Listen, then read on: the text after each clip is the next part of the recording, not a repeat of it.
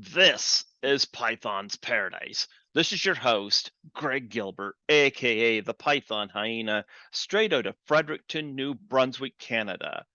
You know, Atlantic Canada, the place even Zoom doesn't even know where we are in terms of scheduling. Luckily, I had got my guest reeled in here because Zoom does not acknowledge us here in New Brunswick. But Oh, nonetheless, here we are July the 25th, 2022.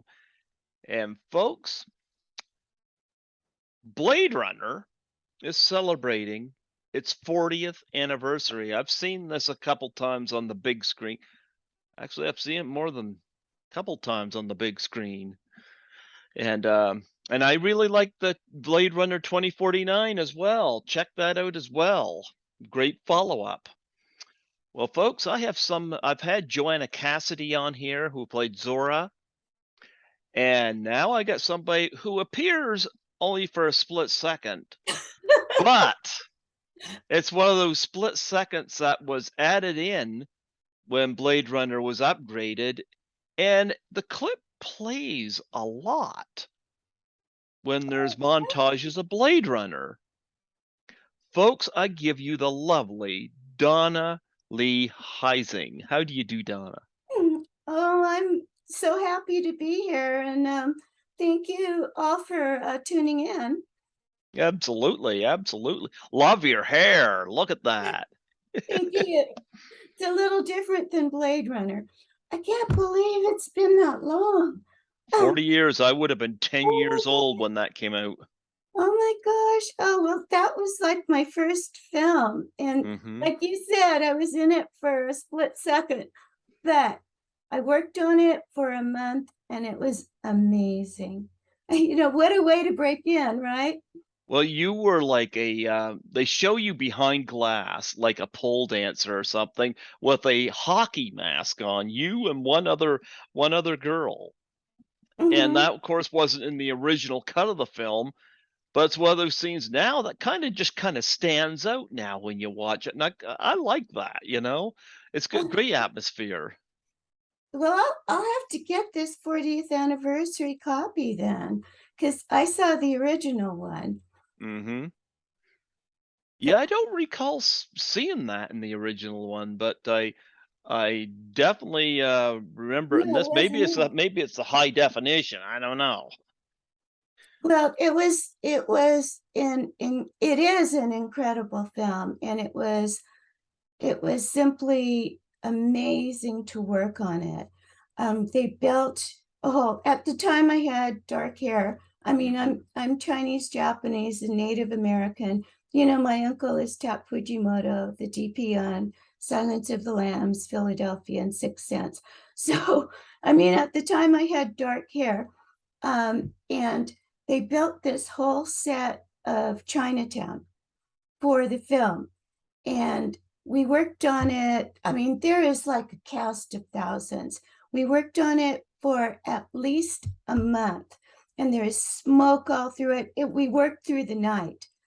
And so it was just a really incredible atmosphere. And, I mean, it hooked me. How can you not want to be in films after Blade Runner? And Yeah, I absolutely. was I was actually on set. I was a prostitute in a green dress, and that shows up in the first film for like a second. And um, I was on the set when Daryl Hannah's stunt double did the backflips. Oh, I love that scene. Oh my gosh, it was amazing. I With love the character of everything. Priss.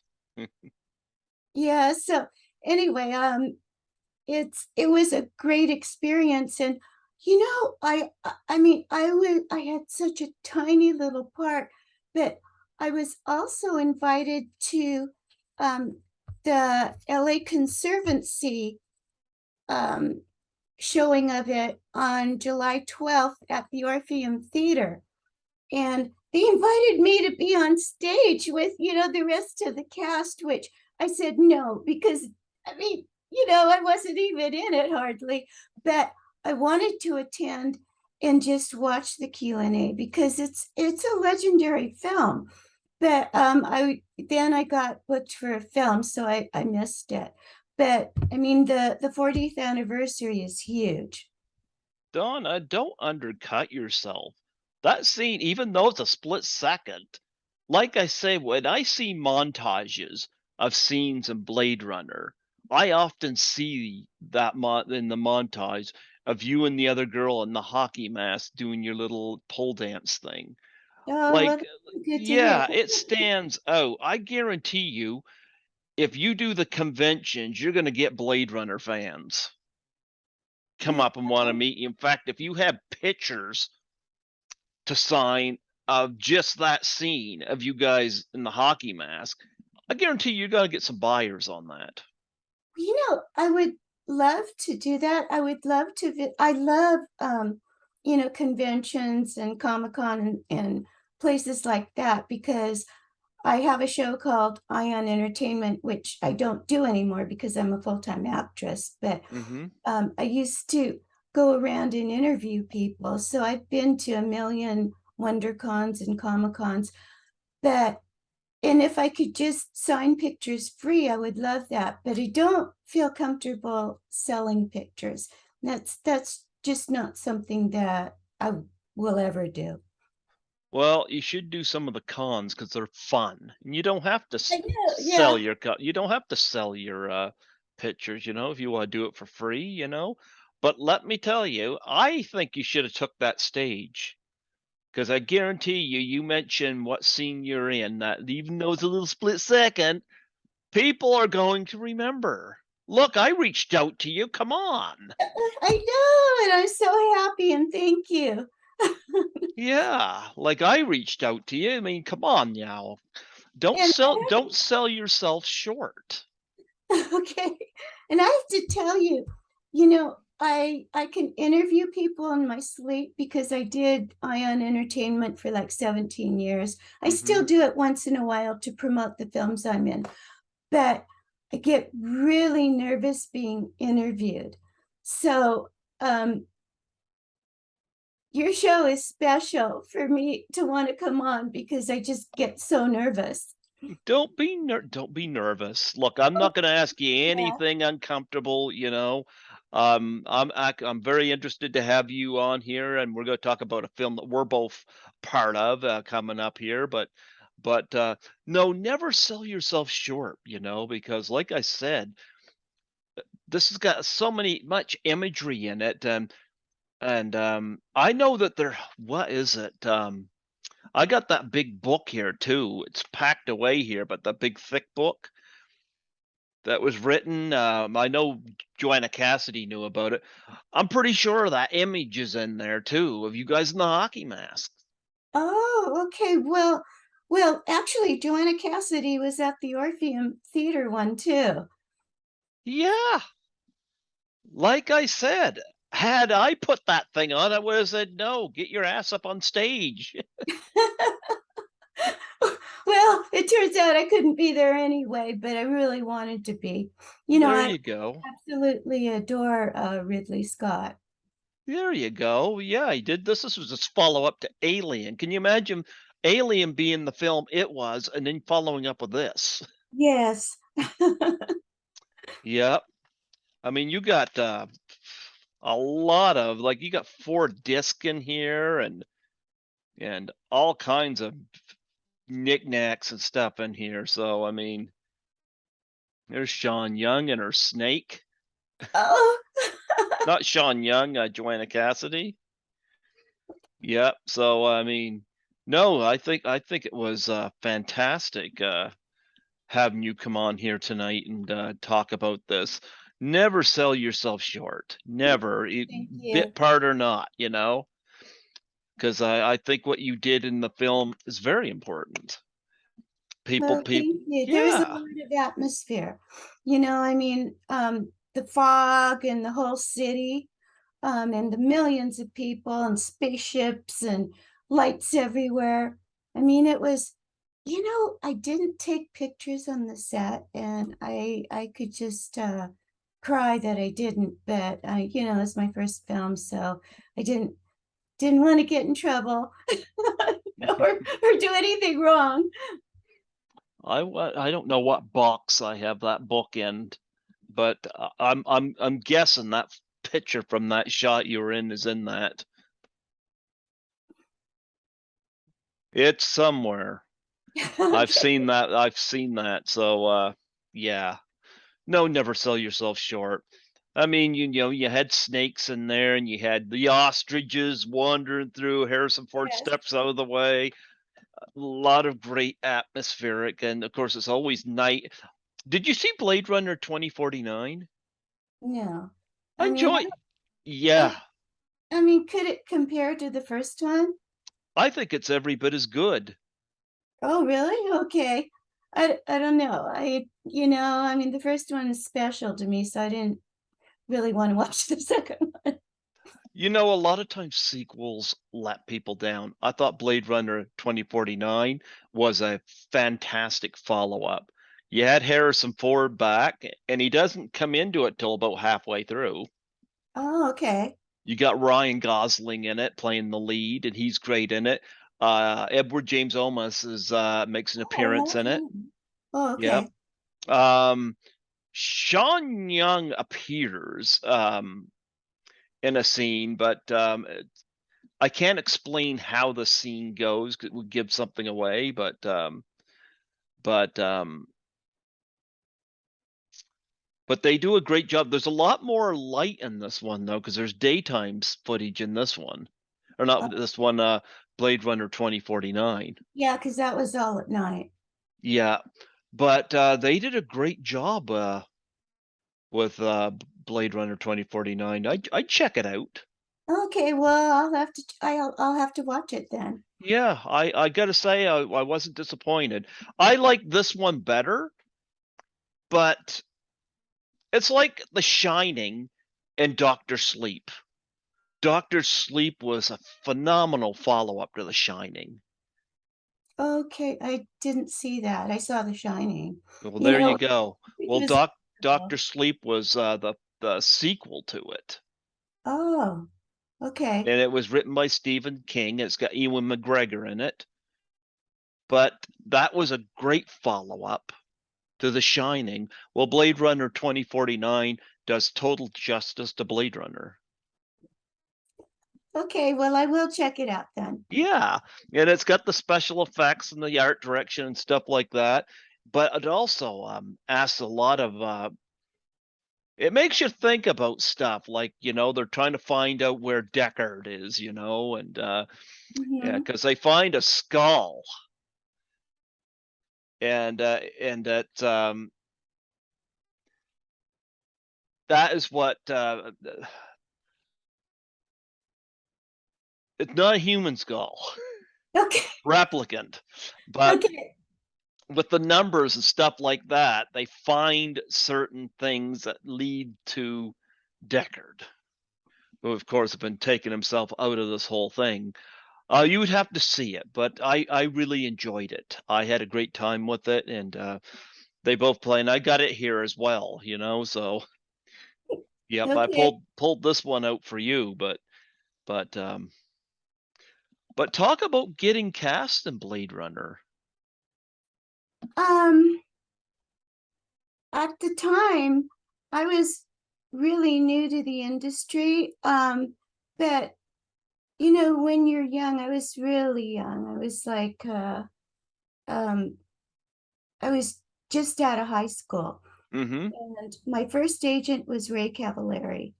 Okay. So he submitted me, and I got cast. I mean, I've been a dancer my whole life, so so that's how I got it. And I expected every film to be like that after that. you know, Big Well, surprise.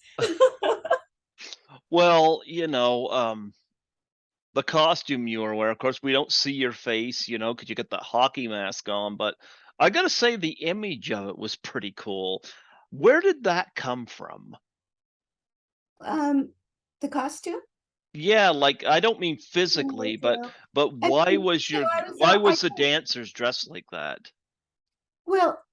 I don't do nudity. I mean, we were covered Mm-hmm. up, I mean, there were pasties and things like that. Mm-hmm. Because I just, with my uncle and, being um Asian, there's no way that I can do nudity. But being a pole dancer, I'm not shy. So I mean, it was a costume. I mean, it was like, I mean, pole dancers wear things like that. They wear hockey masks. Well, no, that That stood out to me, it's like, but then again, with it being in the future, of course, 2019, which, well, Blade Runner and today, 2019, it got wrong. okay. But, nonetheless, it was an interesting little, bit scene, and it's not one of those scenes unless you walk out of the room, you don't miss that, Hmm. Yep. So it's one of those many images you see. Talk about Ridley Scott. Well, I saw him on the set, but like I said, it was my first film. So, I mean, I didn't ever talk to him. I didn't ever approach him, but he's legendary. Mhm, You know, he's I told you my uncle is Tap Fujimoto, mhm. who's a legend himself. Um, his daughter's son is named Ridley after Ridley Scott. I mean, he's continuing to make great films now. There are some directors that are just geniuses. I mean, they can't go wrong. I think they can't make a bad film. And I think my uncle is like that too. Mhm. Okay, did, you meet any of the cast, like Harrison Ford or anybody like that while shooting? I met Daryl Hannah, like I said, I was on the set when she did the backflip, but no, I didn't meet anyone else. I mean, there were thousands of people there, and Yeah. I'm not really aggressive. I'm a workaholic, Mhm, but um, I've also been in the business world, so um, when I'm on a set, I'm there to do a job. I'm not there to meet people or to get autographs or doing, I'm an actress. So I took it seriously. I mean, I took it in school. I went to UC Berkeley after that and took acting. And before that, I got an AA degree in theater arts. So, well, no, during that whole period. So, I mean, I take acting very seriously. So, no, I didn't. I mean, I can imagine being that famous and having people always come up and want to take pictures with you or want your autograph. And that isn't something that I would want to do to someone who's famous because they're so talented. well, you were there. I think it blows my mind that you were there when, Daryl Hannah d well, obviously, you said it was a stunt double doing Yeah, it those wasn't. flip. I I mean, love that these scene. backflips. You And those, watched yeah, that. yeah, Yeah. was amazing. Because I mean, I was a cheerleader and all of that, but there's no Mhm. way I could have done anything like that. I mean, the girl was incredible. I would say, yeah.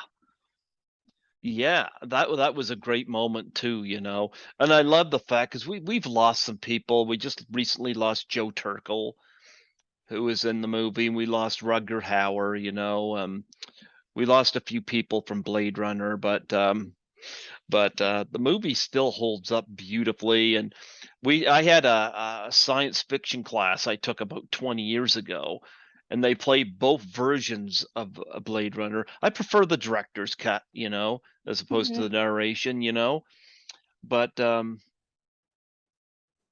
but yeah, 40th anniversary, this is a great movie. Be very proud, never sell yourself short. And I'm very, very proud of being in it. I Yeah. mean, you know how many people can say they were in Blade Runner, Mhm. first Blade Runner?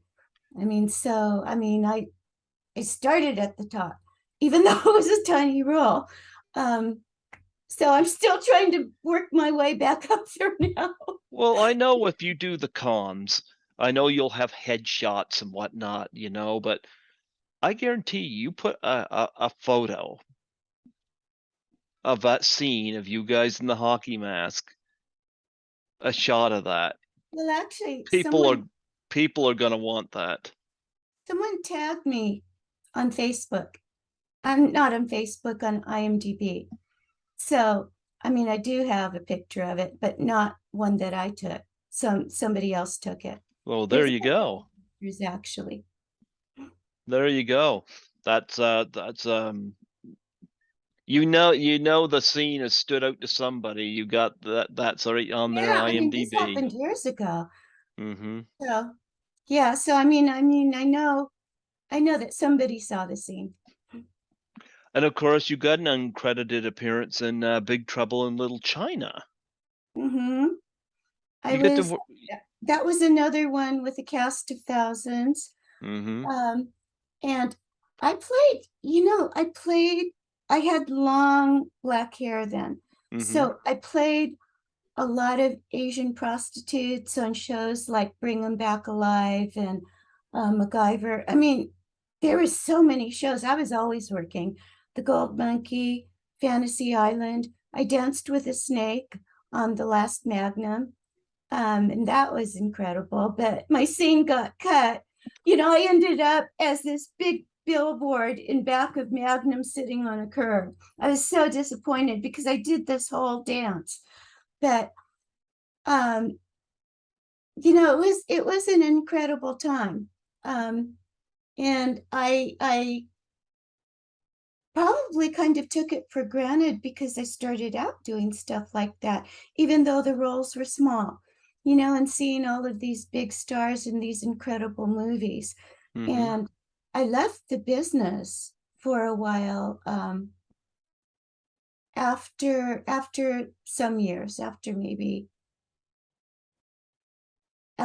20 years. And I got my MBA from Pepperdine University. So I went into business and I worked my way up to be a vice president of marketing in technology companies.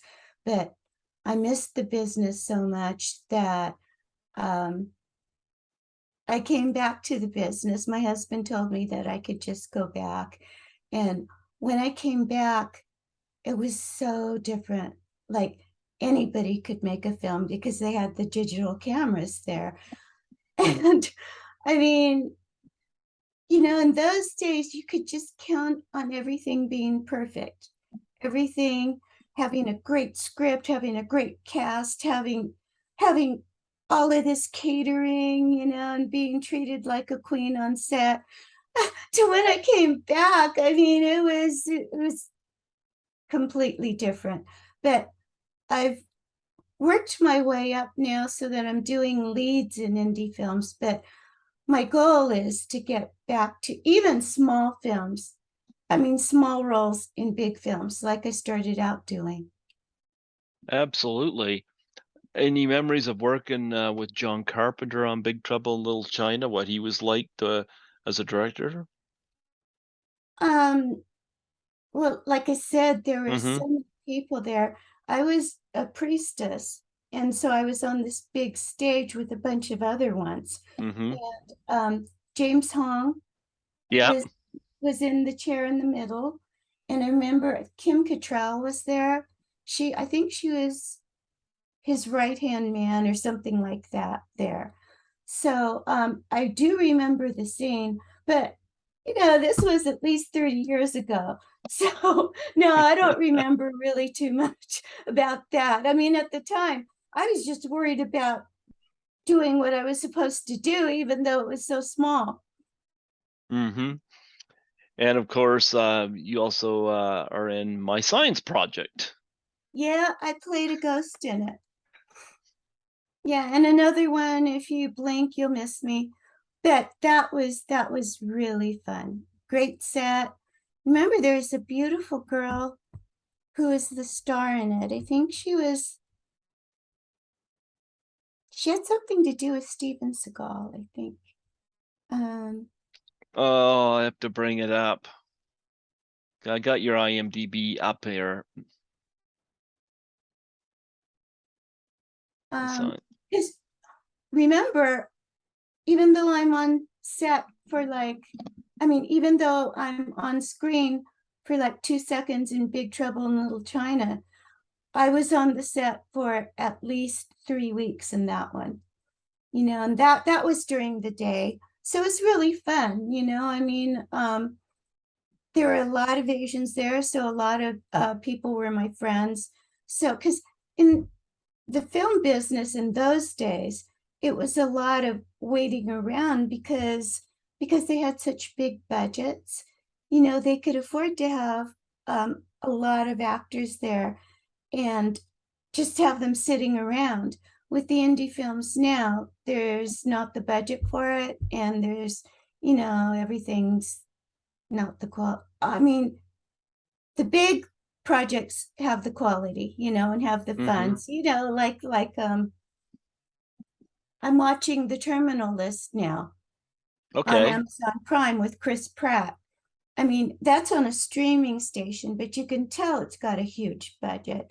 And Antoine Fuqua's the director.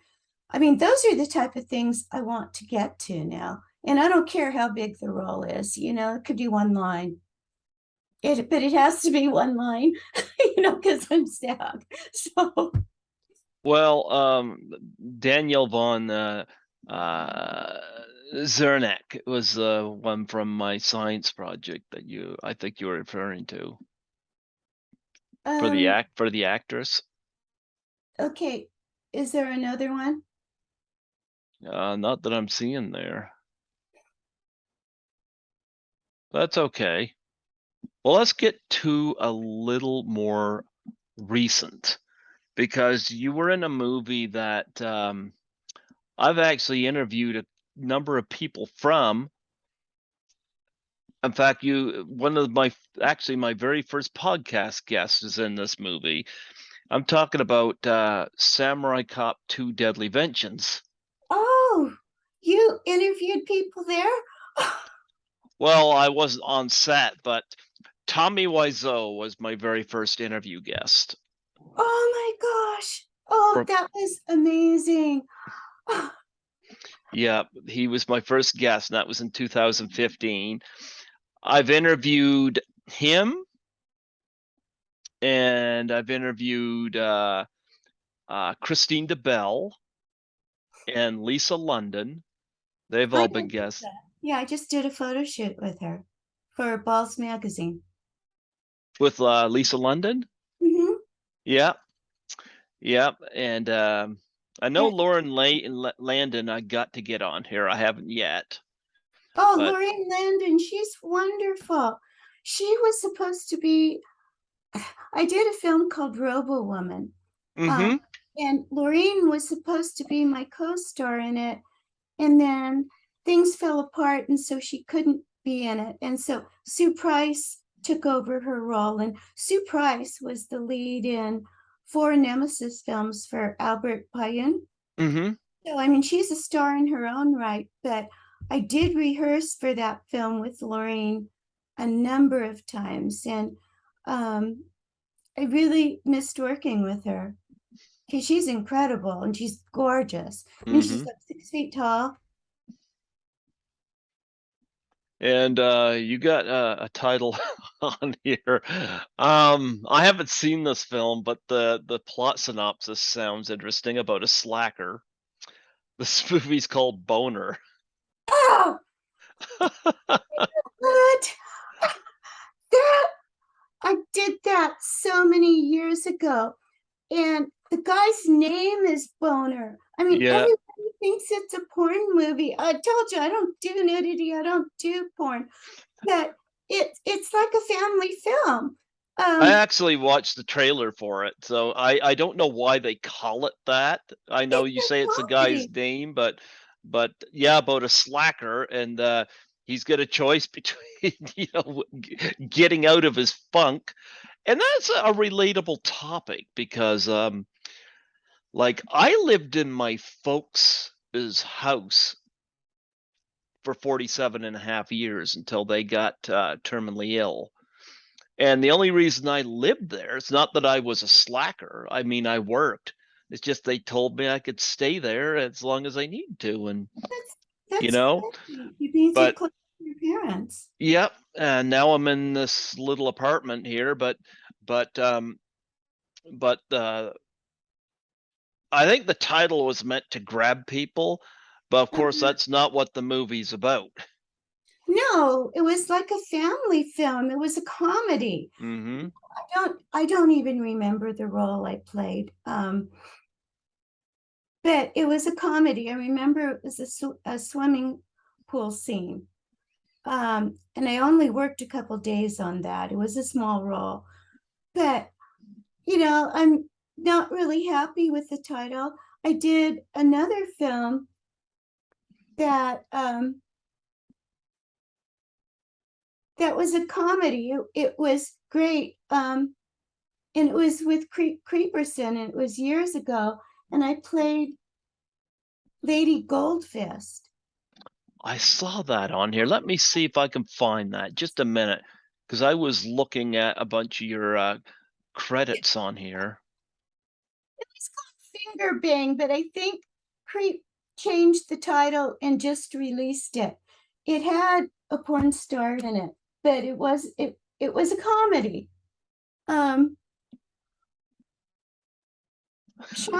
Sean C. something was in it. Sean C. Sean C. Phillips. Yeah, and Yeah. at the time, I mean, he was big, but he's lost weight now, and he's really good looking now, and but at the time he was really big, so he played a villain, and I played Creep's wife in it. Which I mean, how much more tame can you get than that? But then it comes out and it's called Finger Bang. I mean, Well, you were in Rattlers too, and I've interviewed Ronnie Angel from that film. oh, okay, yeah, Ronnie's great. I got his book. Got two of his books here. Yeah, he's great. I've been in a number of films with Ronnie because they were Dustin Ferguson films, and I did a Mm-hmm. number of films with Dustin. Sean C. Phillips is in this, and so was Brink Stevens. Yes, Brink Stevens is in a lot of Dustin's films, and she's fantastic. I Mm-hmm. love her voice. Yeah, yeah. But yeah, I really enjoyed having Ronnie Angel on here. He was a lot of fun to talk to. And He's a wrestler too. I think he yep. went. Yeah, I told him, I said he can't fully be a wrestler until the Iron Sheik puts him in the camel clutch and makes him humble. Okay. Well, I don't know what that means, but He knows what it means. okay. Well, I do want to tell you that the way that I got into Samurai Cop 2 Mm-hmm. and it was my first film with big stars, was because the director Gregory Hatanaka, knew my cousin, Mm-hmm. who was Tak Fujimoto's son. Mm-hmm. He knew my cousin Nicholas. I guess he used to play with him. Mm-hmm. So anyway, he gave me a role in it, and he gave me a role with Tommy Wiseau. It was at the time I didn't know who Tommy Wiseau was. I mean, I can tell you must be a filmmaker, right? No. No. You know everything about films, so Tommy Wiseau is a legend too, and he has so much charisma. I saw him on screen because I was on the set. I was on the set for at least 12 hours waiting for my scene. We didn't shoot until like 12 at night. And Tommy is he's got so much charisma. I mean, but he's dynamic. I mean, he's someone that you can't take your eyes off of. No, you can't. And I didn't know who he was, but I just thought he was really great. And in the scene, I'm supposed to teach him how to hold a sword. I had like 3 lines in it, but Tommy is so sweet. He took me to the side and he showed me how to teach him how to use a sword. I mean, and he was just so nice. And when I found out who he was, then I could have just kicked myself again for not taking a picture. Because these days, these days I feel like I've established myself. So if I really want a picture with someone, I will ask someone. In the beginning, I didn't dare, Mm-hmm. but I mean, now I will. I mean, now I take lots of pictures. I'm trained in publicity, so I know it's really important. But I didn't get one with Tommy, but luckily Gregory sent me a screenshot and I There you used go. it. Well, you know what? One title that does stand out to me, I haven't seen this film, but boy, does it sound interesting, is Werewolves and Cocaine. Well, that's another story. The film hasn't come out yet. And Okay. I don't know when, there's been I have to say, when I came back, I was in business for 10 years. It took me a Mm-hmm. while to work my way up from a product manager in computers to a vice president of marketing in software companies. So when I came back to the business, I was taking everything because I just wanted to get used to being on a set again. I wanted to build my resume. And and so I did a lot of films that maybe um, today I'm studying at South Coast Rep with Alan Arkinson, and I'm doing Shakespeare, and so I'm really taking my role as an actress seriously. But when I came back to the business, I was taking everything, and that's why some people think that I'm a scream queen when I'm really not. Okay, so I met the director Dustin Kay at one of the cons. I forgot, at a Days of the Dead thing. I was doing my show, Ion Entertainment, and Bobby Easley, who is Destin Kay's friend, asked me to interview Bill Moseley, who is incredible, Kane Hodder, and well, those two stars for his film, and it was called The Devil Dogs of Kilo County. It was a really interesting film. Those little green soldier men? Yep. Okay, well, that film is made up of these little green soldiers, and it's a Okay. film. So my interviews were included in the what do you call them? The inserts, I guess the so. things that come with the film. And so I spent a day and I interviewed Kane Hodder and Bill Moseley. And Bill Moseley, I don't know if everyone knows it, but he went to Yale. He's one of the smartest men I've ever met. I'm set to possibly meet him at Frightmare in the Falls this October. Oh, he's so nice, but he's a brainiac, Mm-hmm. and but he plays all of these different characters. So anyway, that's how I met Bobby Easley. And then Dustin Kay was doing this film called, at the time it was called something else. But um he paid for me to go back and film it in Indianapolis, Indiana. And it had a fantastic cast. It had a fantastic um, cast and crew. But he wanted me to interview everybody in the film. And, I agreed to do some interviews, but when I got there, I ended up interviewing everybody on the set. I did like 50 interviews for that film while doing my part. Okay, Wow. so then somehow Dustin is an incredible director and a really, really nice guy. I'm not sure what happened with, I have this incredible picture online. And it's me on a couch with a werewolf and my intestines. He had, like, pulled my intestines out. It's an incredible picture. So I know that if it ever gets released, it's going to be a great film. But somehow the investor in the film, the funding didn't work out, I think. I think that's what happened. So it's never been released. And that's what happens with a lot of these indie films. It's like not a lot of them, but there are a few. I've tried to weed out my resume or on my IMDb resume so that the ones that haven't been released are taken out.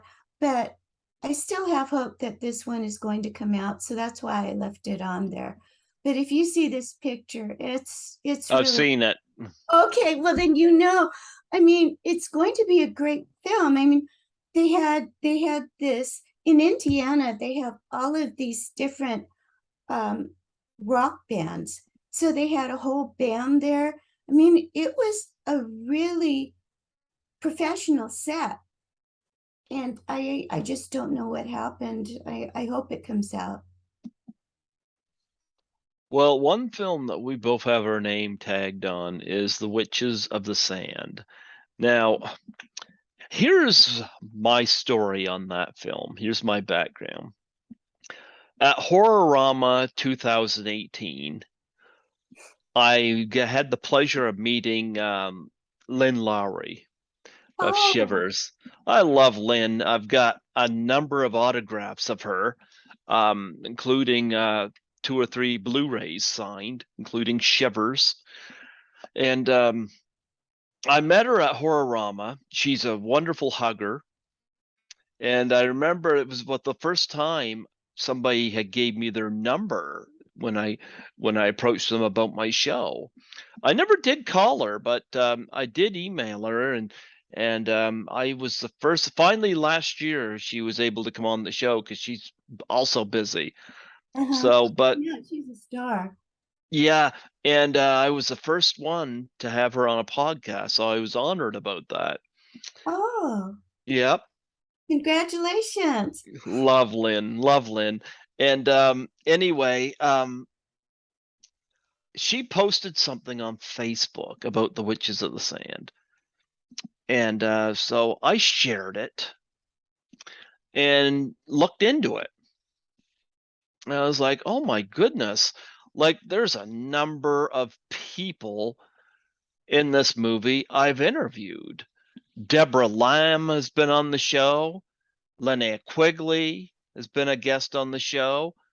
Of course, Lynn Lowry. Yeah, Eileen Dietz has been on here a couple Oh, times. uh-huh. Yeah, Barbara McNaughey has been on here. Michael St. Michael's, and there's probably others I'm not even thinking of. And Yeah, the cast is huge because he's been filming for 2 years. well, the pictures for it look great. I'll say that. Yeah, But Tony's incredible. I mean, he's got such creative talent. well, I reached out to Tony and I had him on here. Oh, okay. Yep, yep. I thought he was going to be back on this year, but I never. Well, he's gotten back to me, but it never worked out. But I like Tony, and I had him on the show here last year, and I said to him, I told him I looked at the Indiegogo campaign, and I said, look, I don't know whether I want to buy the Blu-ray or put my picture in the film. And he said to me, he says, buy the Blu-ray and we'll put your picture in the film. And I thought that told me a lot about him. Oh, he's great. Yeah. So my picture is going to be in this movie.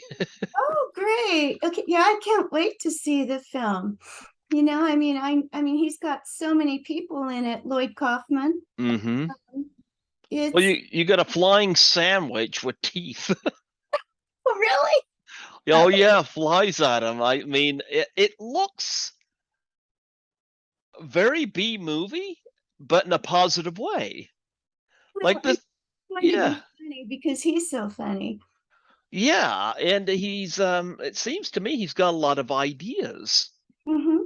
And that's probably why he's still filming. You know what? I say film as long as he needs to in order to get a great product out there.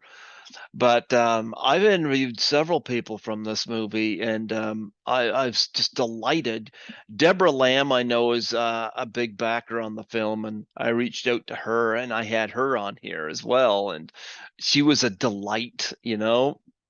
Hmm. And yeah, so I enjoy this film. I enjoy the concept of this film. Now, what is your part for the Witches of the Sand? What's he going to have you do? Is it a bit part or is it a bigger part? Um, well, I think I'm not really sure how Tony heard of me, but I did this video called Rickman's Cobs, and it Hmm. got millions and millions of views. So I had I had a bunch of people from the UK reach out to me to be on their shows just through this video, and this was 3 years ago. Hmm.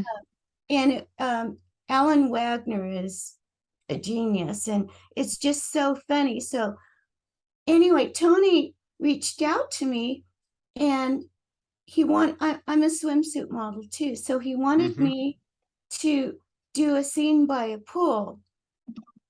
And then he I guess he thought about it, and then he said, I've got a great idea. Why don't you do this monologue by Hamlet and do it in a bikini by the pool?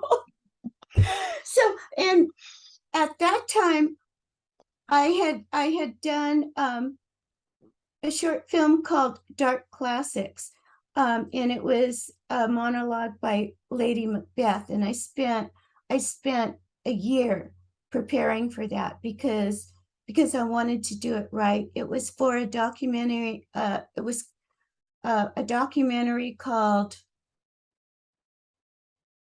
uh, "A Bard for All Ages: Shakespeare's Timeless Effect," and it was by Brian Barsuglia, who's a He's been a guest on here.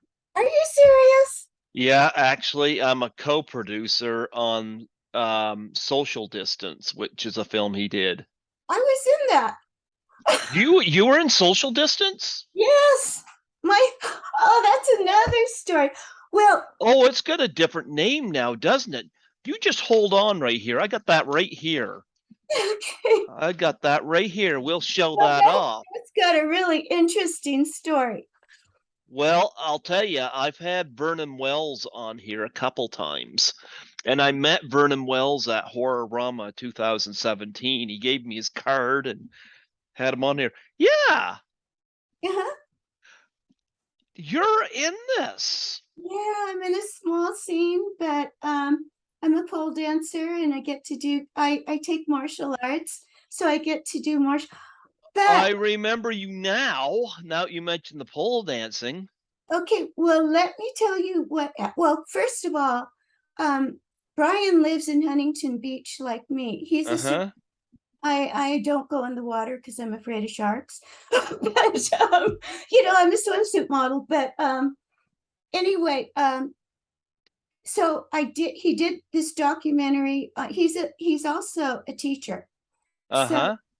he knows his craft, and he did this documentary on Shakespeare, and I wanted to be a part of it. So he told me to do this monologue by Lady Macbeth. So I did it, and um, it came out really, it came out better than we expected. So we released it as a short film called Dark Classics, and Mm-hmm. we've won so many awards for it, and I can't thank Brian enough for um, for having me do that, because it's changed my career completely. Now I think that people aren't thinking of me as a scream queen. But so anyway, after that, he was doing social distance, and it was during the pandemic. So Mm-hmm. he wrote scenes for us, and we were supposed to film it by ourselves. So I have a pole here. I don't know if you can see. Oh, I have a pole in my office. Mm-hmm. So my husband, my husband is a certified financial planner. So Uh-huh. not a filmmaker, but he he knows how to use a camera because because he's a genius. You know, he taught himself how to use a camera. But um, we were both complete. We didn't know what Zoom was. You know, this was, when did social distance film? It was like 3 years ago, wasn't it? Something like Yeah, that. and it came out during the pandemic. It's called Seventh Revelation right now on IMDb. No wonder I didn't recognize it in your credits. But here's social distance. And Yeah. So anyway, we were supposed to film it, and Brian was supposed to get on and direct us. But and so we were practicing beforehand because my husband was practicing with his camera, mm-hmm. and you know, I was practicing my pole dance, and my I was using a Joe staff, and my Kwanjang Nim is Grandmaster Rick St. Clair of San Francisco. And so anyway, I used my Joe staff in it too. And so the day we were supposed to film, we were trying to get onto Zoom so Brian could direct the film. And my husband and I couldn't figure it out. So I think Brian came on Skype. And then um, Brian told my husband what settings to use, but he had already set something. I mean, he used his manual, you know, so he had set his camera beforehand. And so when the scenes came out, they were so bright that, I mean, if you look at the film, my scenes are just really bright. And we did so many takes of it. So I just felt really bad, but Brian used it anyway. And I'm just very grateful to him that he did use it. So that, I mean, and he put my husband in the credits, and it was something that we could do together. And it's a great film. I watched that, and Yeah, I'm a big, Noelle Berger's in this. I've interviewed her, and Rob Mahoney is one of the executive producers. I've had him on the show. Yeah, I'll be frank with you. I'm surprised how well this film turned out because oh, I he's didn't, great. Yeah. yeah, because I got involved because, Vernon Wells was so nice to meet and he came on my show Uh-huh. when I got this and stuck it in, I had very low expectations. And then I saw it and I was like, oh my goodness, for limited abilities in terms of the COVID situation, Brian made a very competent movie. Well, Vern Wells, you know, is obviously a star, so hmm his scenes are incredible. I mean, they're really I took. thought everybody was really good in it. And Jed Rowan hmm is a fantastic. Jed works with Brian all the time, so his scenes are incredible. You know, now I'm used to filming myself. I would do a better job if I could do it over, but you know, it's my first time. So, but I also I became an associate producer on his next film, which was called The Electric Man. And I went down to see Petra Dieter's film at the Chinese theater, and The Electric Man was playing at the same time. So my husband and I stayed and watched The Electric Man, and The Electric Man is fantastic. Um, I especially remember, I'm a big fan of Alyssa Dowling. I don't know if you know who, you should have her on your show. Okay. She's a great actress. And she had a scene on a porch. She had a smaller scene, but it was with Eric Roberts. I I've never had Eric Roberts on here, but I do 9 cameos where I shoot my own footage, and I'm in 9 James Balsamo movies. Oh, Yeah, just sending my footage I shot on my phone. There's a film I got here called It Wants Blood, where Eric Roberts is watching me on a television in 2 scenes. oh, okay. Well, I don't know James Balsamo, but I do know Bill Victor Arucan, who works with him a lot. Yep. And Bill is great. Um, but I've never met James Balsamo. Mhm. But with The Electric Man, Tom Sizemore won a Best Actor award in it, and he's incredible. And I get to play Tom's girlfriend in August in a film called Mob Humor. So I'm really excited about that because I was supposed to play his wife in a film that my agent, Diana Carter, produced. My agent is amazing. She's a veteran. And the film is about, it's called PTSD, A Soldier's Revenge. Mhm. And so Tom Sizemore was supposed to play Oksana Lada's father in it. Robert Lusardo's the star, and Robert Lusardo is an incredible actor. He's so intense. I mean, it was like an acting clinic to watch him on the set. But anyway, I was really sad because Tom Sizemore came down with COVID the day we were supposed to shoot the scene. Mhm. But then the screenwriter Tom Anderson took his place. So he played my husband, and Tommy is one of my best friends now. And he's got a $7 million film coming up called The Broken Road. And I'm playing Alice in that. So everything happens for a reason. There you go. There you go. You got a lot of credits, huh? What? I wanted to say too, oh, I haven't met Eileen Dietz, but she had to drop out. She's a star too, so she's booked in everything. She had to drop out of a film called Clowny. So I Okay. took the place in that film and we shot it a couple weeks ago. And it was Joseph Kelly's the director, and I've wanted to work with him forever.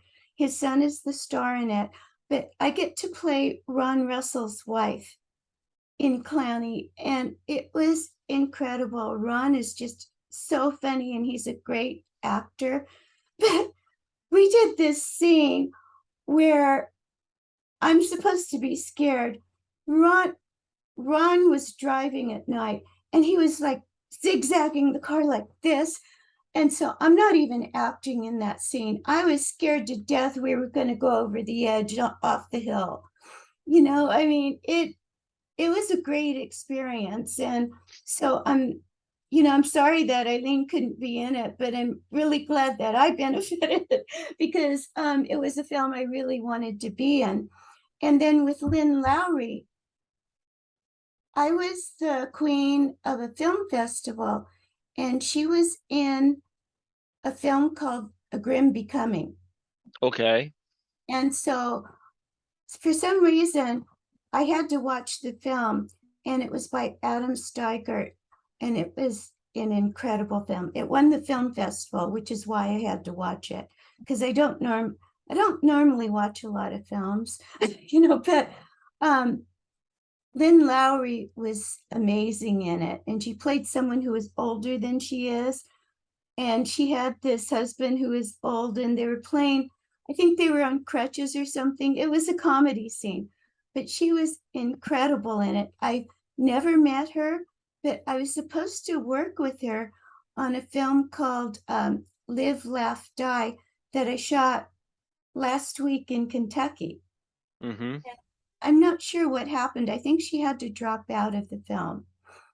But I was really looking forward to meeting her on the set there. So I've never met Lynn Lowry, but I'm a big fan of her work. Well, I can tell you from experience, she's a wonderful person to meet. Mhm. Yep. I hope to meet her one of these days. Well, I always get VIP at these cons, and at Horrorama 2018, I met her both days, and I got a bunch of pictures. I bought a bunch of pictures off her table that she signed, and she signed a copy of Sugar Cookies that she did with Mary Warrenov, and then she was doing some stuff online last year where she would sign Blu-rays of Shivers and the Crazies, and Oh, it was kind of a deal where you could get a picture with it as well, and I took advantage of those, and then I had her on the show. Still in touch. yeah, well, you've had tons of people on your show. I mean, that's amazing. I enjoy it. I enjoy it. Yeah, I work at the hospital here as a cleaner, so I've been kind of on the front lines during this whole mess out there in society, and Did and you ever get COVID? huh? No, I didn't. Good No, for you. but I'll tell you, I worked today and I worked tonight at 11, and yeah, I was supposed to work tomorrow 8 to 4, and they said scratch that. We need you to do an overnight shift. And I'm like, it was No, perfect because it gave me time to do this interview. But yeah, you're my second one tonight, actually. So how many interviews do you do a night? however many I get scheduled. Oh, okay. Yep. Yeah, when this goes up on my YouTube, it'll be unlisted at first, and I'll send you the link, and you'll be able to post it wherever you want to post it, and then that way you could post it before I decide to put it public. The reason I do that is because when I got doing this, my former station manager had told me, don't put them up public right away. Should save some for a rainy day. And COVID turned out to be the rainy day because when the station went into lockdown, I didn't have access to be able to do this. Oh, And Zoom wasn't around at that time. And so I had about 30 guests waiting for me. So I wasn't able to do my show. But luckily, I had about 150 interviews in my backlog that I oh, could still release.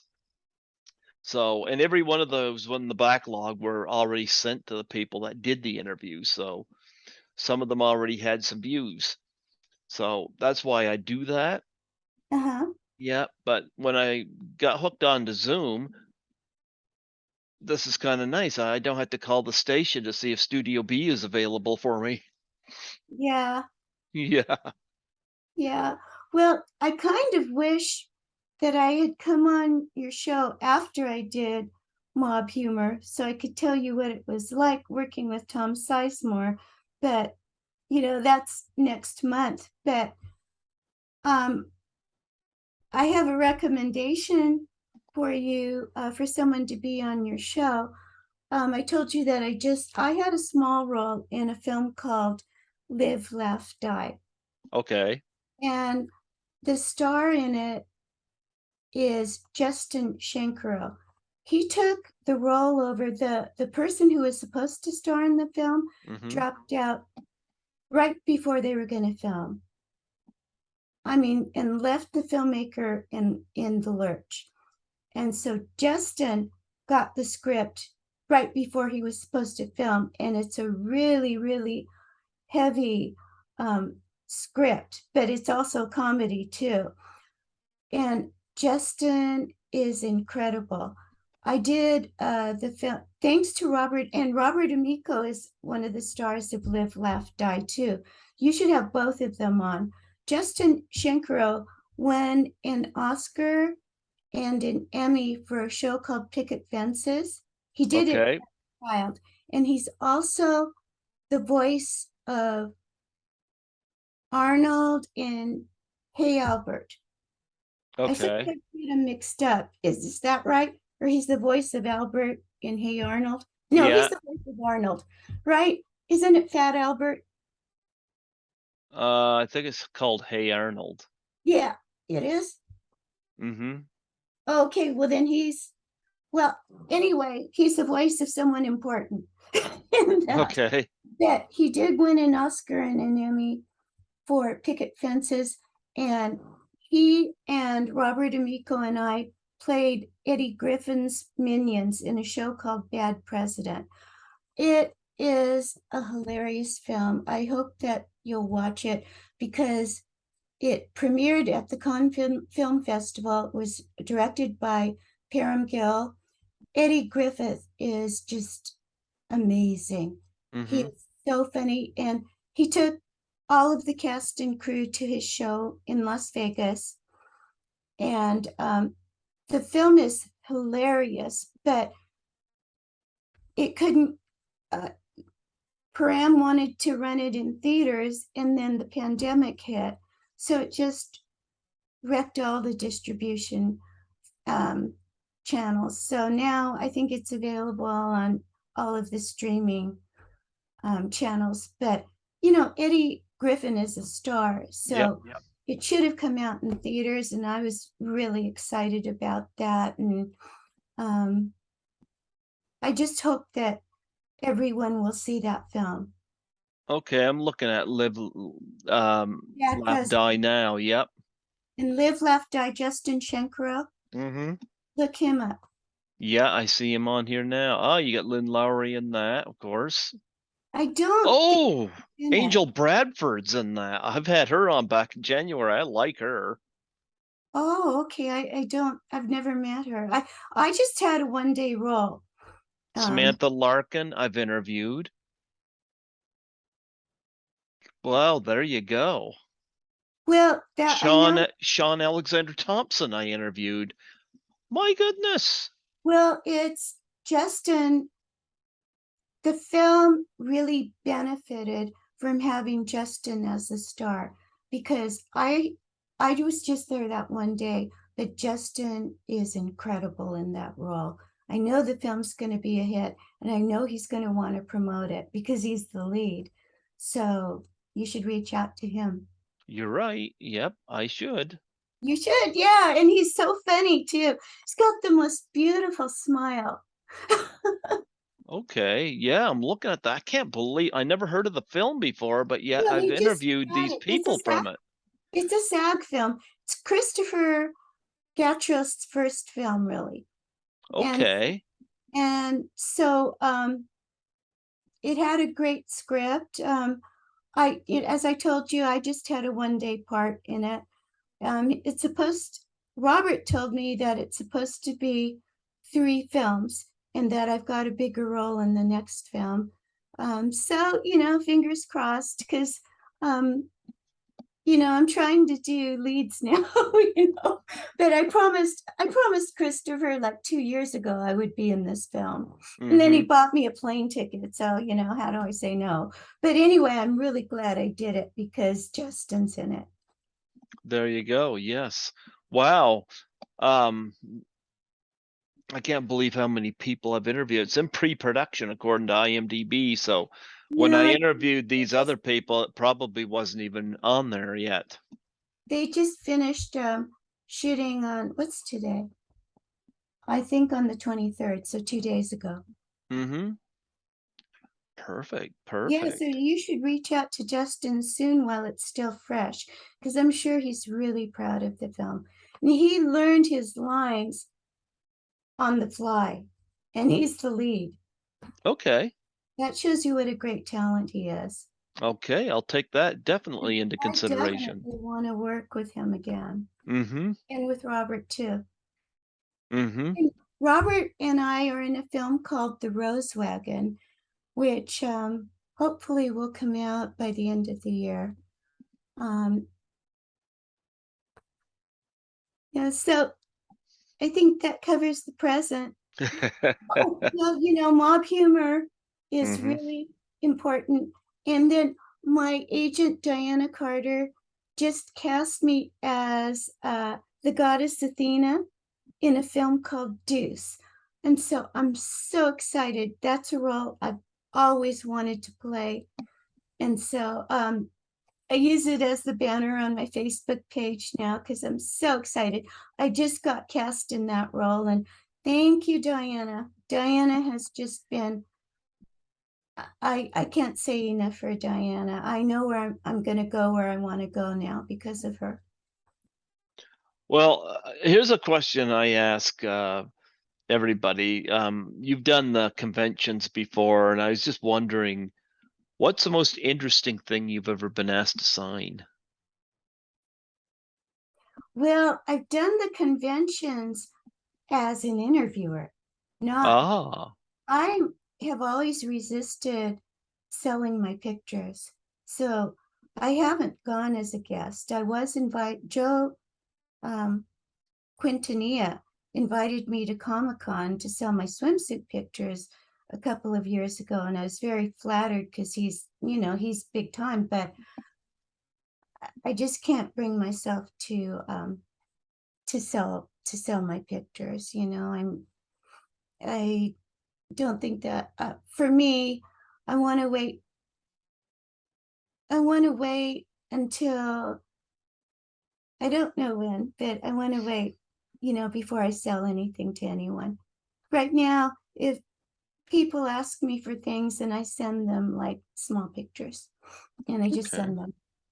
My husband mails them from his office and he's getting sick of it. So I probably shouldn't have mentioned this, but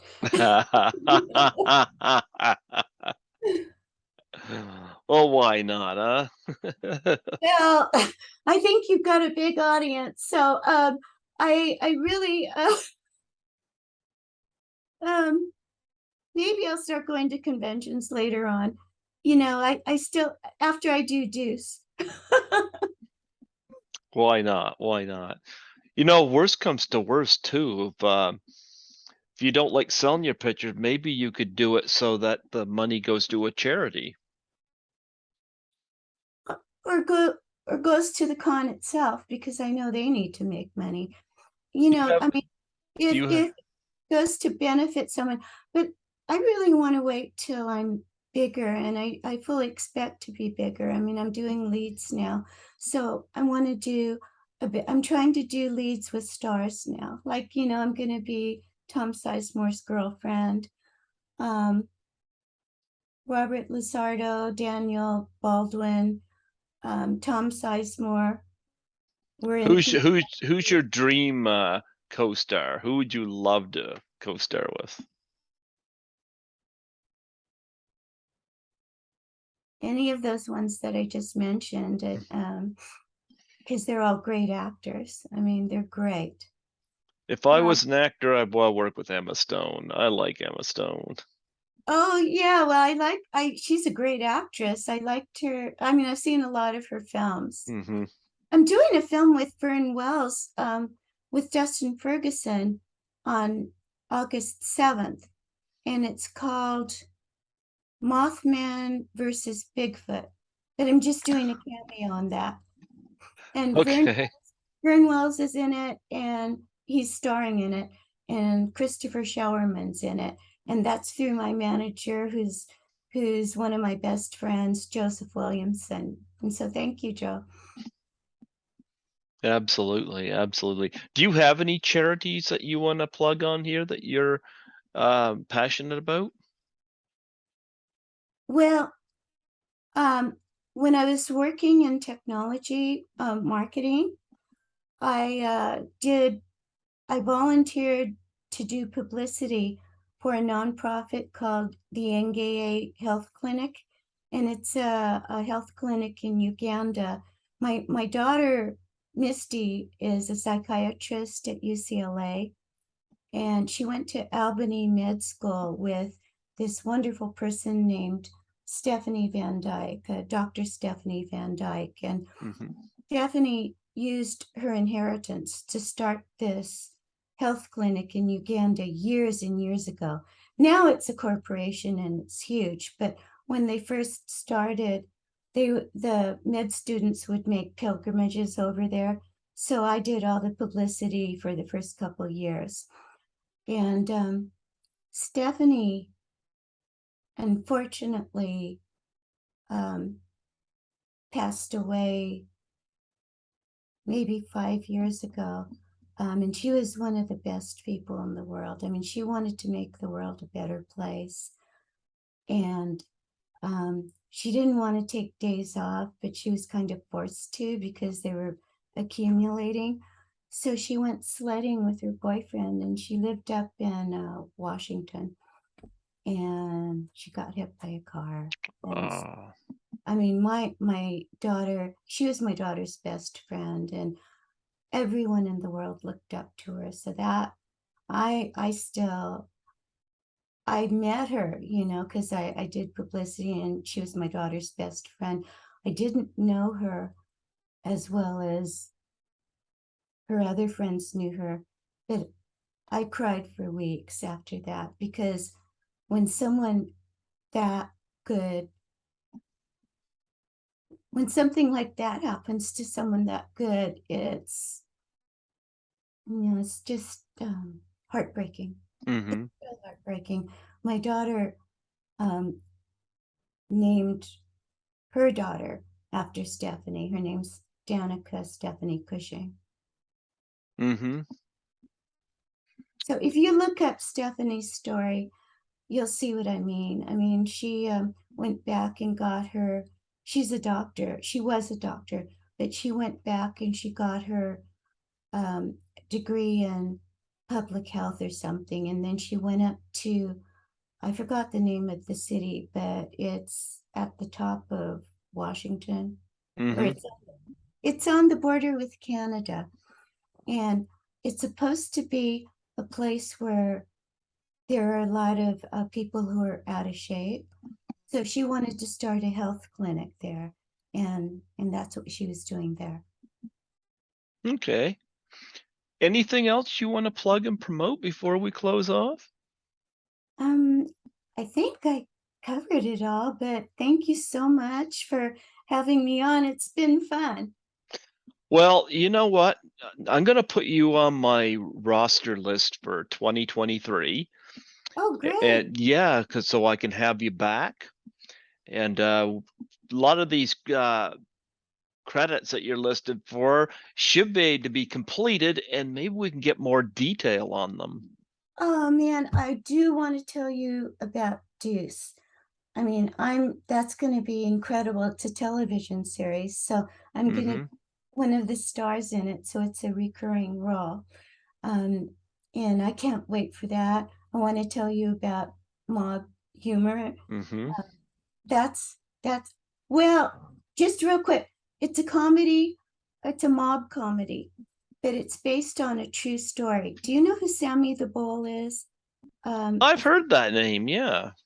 Okay. Well, he's a mobster who was a hit man for the mob. Mm-hmm.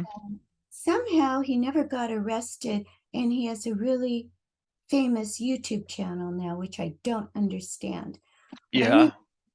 the um the screenwriter and producer of Mob Humor is a woman named Danny Ann Giambroni, Mm-hmm. and her some of her family was in the mob. She's Italian, and so she knows what she's talking about.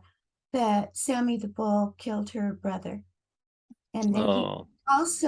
he also killed a 16-year-old teenager who was celebrating his birthday. And there's a Facebook page for him. I think his name is Alan Jackson. The page is Justice for. I'm Guy. If I had known I was going to talk about that, I would have.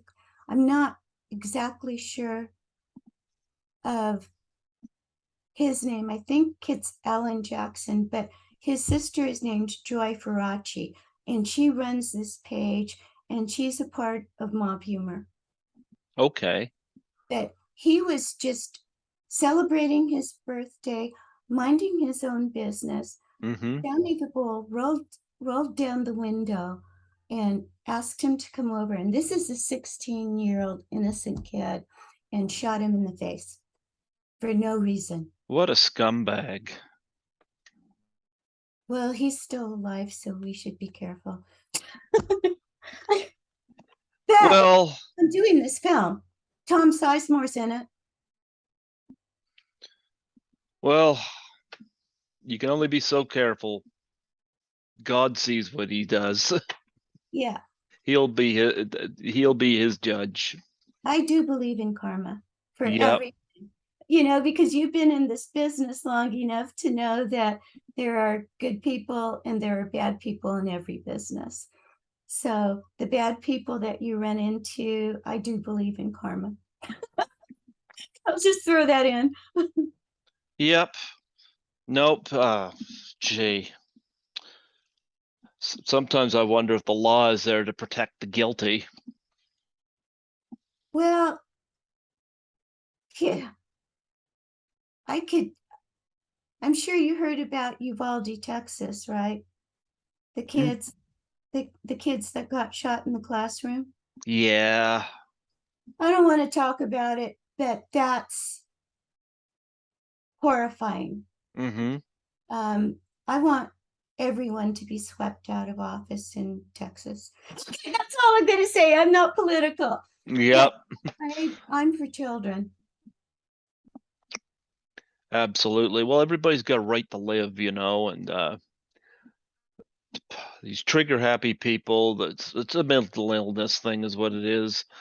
But yeah, we don't need to talk about that. That's just a Yeah, I depressing know. subject. Yeah. Okay, well, anyway, thank you for a great interview. And I do want to talk about mob humor and Deuce and another series that Diana got me called Recipes for Love. That's a comedy starring Daniel Baldwin and Nicholas Turturro. And I have a recurring role in that. So I have lots to talk about when I come back next year. You know what? We'll do that. And of course, folks, you can spot her 40th anniversary Blade Runner. Oh my gosh. Yes. Yep. 40th anniversary of Blade Runner. I was 10 years old when that came out. Anyway, before I let you go, would you mind doing a plug for my show? Um, yes, actually. Um, Just state your name and say you're listening to Greg Gilbert on Python's Paradise. okay, yeah, I didn't remember the Python's Paradise. Mm-hmm. Okay. Hi, everyone. I'm Dawna Heising, and you're listening to Greg Gilbert on Python's Paradise. And it's a great show. And Dawna is a wonderful guest. Thank you. Very classy. I love the hair. I love the pink, Thank you. Yeah, very classy. I'm not very classy, but you're very classy. You're classy too. Okay, There well, you go. thank you very much. I'm honored. Yep. And also next year, maybe Witches in the Sand will be done too. So Yeah, we'll be able we to can talk both about talk that about in more that. detail. I'm looking Yeah. forward to seeing that. Yeah, and then you can run a trailer in the show. Sounds like a great Okay. idea. Okay. God bless you. Thank you so much for allowing me the honor of chatting with you tonight. Okay, well, thank you for having me on, and I'll see you next year. All right. God bless. Okay. Bye. Bye-bye.